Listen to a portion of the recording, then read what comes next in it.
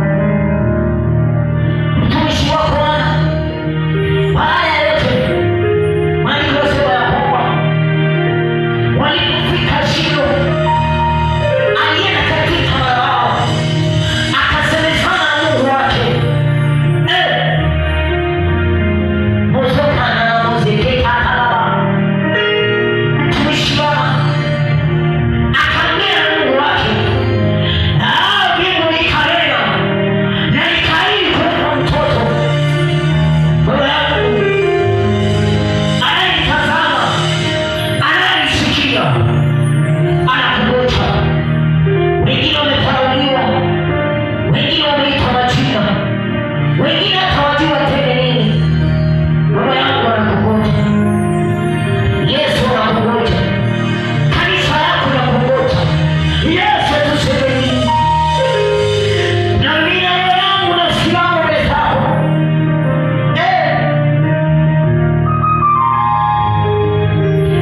Machozi yangu yakufikie wewe, kilio changu mimi kikufikie Baba. Machozi yangu yakufikie, kilio changu Baba ukisikie. Machozi yangu yakufikie wewe, kilio changu Baba ukisikie.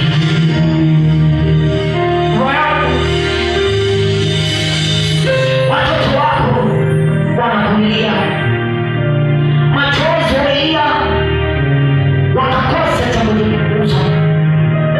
Wengine wanalia mashida waliokuwa nayo.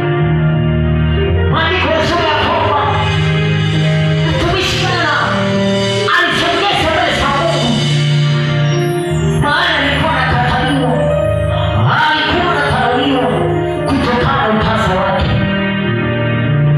Kuna watu wako Mombasa wamefa, kuna watu wako Mombasa wa watoto, kuna watu wako Mombasa wako na kazi. Kunaye aliye juu aliyesikia maombi ya Hana, akaondoa utasa, akampa Samweli. Baba yangu uliye juu, tunaomba tukiwa katika makao yako, tunahitaji Samweli kwa maisha yetu. Tunaomba tu Samweli, Baba yangu, ni Yesu, tunaomba Samweli yakazeta mosi akatawao yeo katayameza kadarawa yule mama, yule mzee, yule kijana, mtumishi wako wanahitaji Samweli. Wengine wamelia, machozi ikawa chakula kwao. Wengine wamelia, machozi ikawa kama maji ilikuwa nafsi zao. Wengine wamelia, machozi ikaisha. Lia kazeta mosi kite lebeza. Mtumishi Hana alilia, akaongea na wewe, hadi wengine wakafanya wanaelewa. Baba yangu uliye juu, naomba mbingu likae mema juu ya maisha yangu.